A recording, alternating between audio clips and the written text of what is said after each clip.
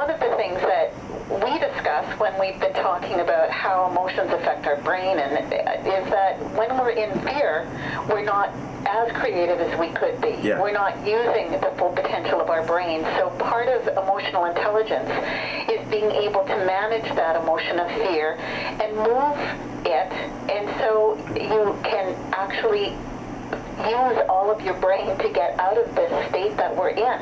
Yeah. So how would you suggest people move from the state of fear to engagement or productivity? So I think one thing that's important is that emotions like fear get a bad rap.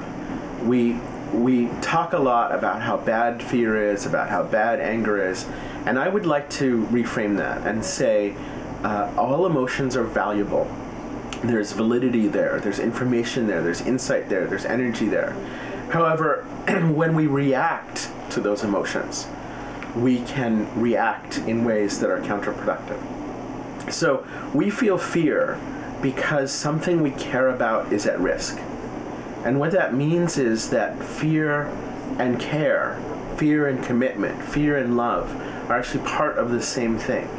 So if you're feeling fear about something, I think a lot of people would say to you, oh, you need to do these things to get rid of that fear and push it away.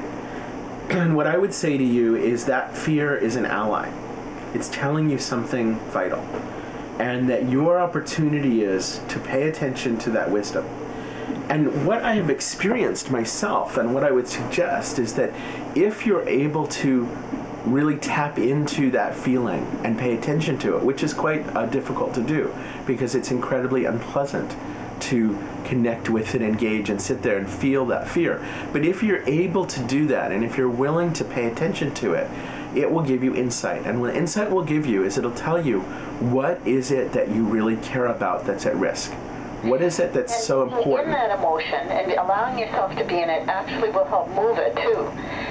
Because if you are aware of it and allow yourself to see the wisdom in it, then as part of the process, it actually moves you to start tapping into other emotions, which are hope and acceptance and some trust. And then would you agree that it is by managing that emotion effectively and by listening to the wisdom of it that you're able to move through it and get into something that might serve you better? Yeah, I think when we're at war with our own feelings, we don't really move through them. We look at a lot of different kinds of wars in the world today, and we see that being in battle isn't where we really solve our problems. So if you're saying to yourself, I shouldn't feel this, I don't want to feel this, this is awful, I should feel something different, you're at war with your own feelings. When you make peace with your feeling and you start to say, this is a valuable ally, this is an advisor. Now, I don't do everything my advisors tell me, but I listen to them and I attend to it. The natural state of emotions is to flow. Just as you said, Lee, once you start to connect with that feeling, engage with that feeling, you get that insight, the feeling will automatically start to change. And in the case of fear, what happens is you connect with that fear, you understand what you're afraid of, you start to see what it is you really care about in this situation. And then your emotion starts to shift from fear to concern, and then from concern to caring, and then from caring to commitment. And then you develop a new passion and a new energy to protect and nurture and save what's really critical in a dangerous situation. Now, that is incredibly valuable, and we are in a dangerous situation. We're in a situation where, most of us alive in the world today have never been in a situation like this, and so we should have some fear, and that fear is valid.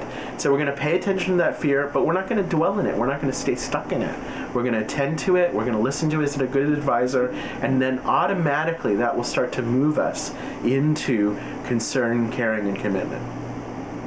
Which is great.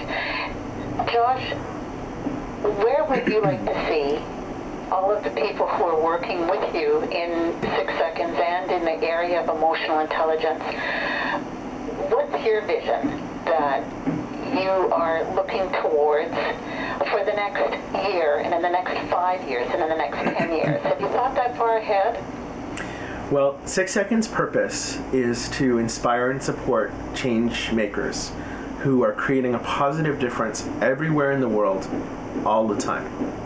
And that is not going to be accomplished in a year, and it's not going to be accomplished in 5 years, and I think it's going to even take us more than 10 years.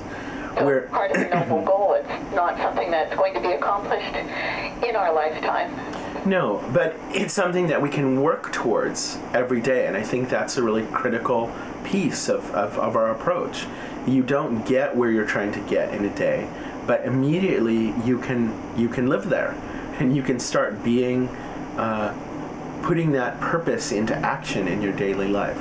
So I think what I would like to see for myself and all of our team members is that each day we're a little bit more clear, each day we're a little bit more strong, and we're making better and better choices so that we can live our purpose. And in doing that, we will send the kind of ripple effects out into the world that we need to send. Now, in a more concrete term, I see that the next year is a time for us to build infrastructure. It's a time for us to step back. It's a time for us to really prepare for what's coming next. As this recession starts to change, the world is going to have more resources to afford the kind of work that we do, and an increased urgency around building emotional intelligence. We need these skills right now, but most of our clients aren't willing to afford them right now, even though actually it would be a way of saving money and improving productivity in times of crisis. In times of crisis, most people kind of hide away, close the doors, lock down the fort, and stop spending. But once that starts to change, they're going to start saying, well, wait a minute, we've spent the last year with the fort locked up, and we're now unprepared for rebuilding. We're now unprepared for moving forward. And so I see this is the year for us to prepare to help people really accelerate change, really accelerate moving forward, connecting, leading, being the kind of place where kids love to come to school every day, being the kind of place where employees can't wait to get to work because they're doing something that matters and their leaders are connected with them. Being prepared to create communities where people genuinely feel safe, genuinely feel connected, so they can be and do our best.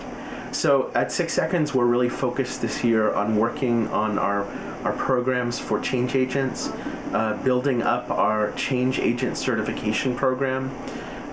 We have several different certifications for emotional intelligence trainers and practitioners and educators, and we're now working on this change agent certification that will prepare people to really integrate all of the tools that we offer and our experience in how individual, team, and organizational transformation occurs. So that's what we're focused on now, and in 5 years I think we'll be in an incredibly wonderful place in the world as people are embracing more and more these kinds of skills and tools that allow them to create the kind of lives that are really worth living. And I'd like to add that from where you began and where you are right now is actually a very wonderful place. Yeah. And one of the things that I'm reading right now is from your website, and I'm sure, Josh, that you wrote this, so I'm going to credit you, that in an era of massive change in economies, workforces, global pressures, leaders need brilliant business people and technically savvy, but they also need an edge. They need to be outstanding with people. And I would add that that edge is emotional intelligence. Yeah. So it's absolutely imperative that at this time, more than any time, that we connect with people and show them how they can use this wonderful new science to create the change that needs to be seen in the world. I agree. Thank you so much, Josh. Thank you, Lee. I appreciate the interview.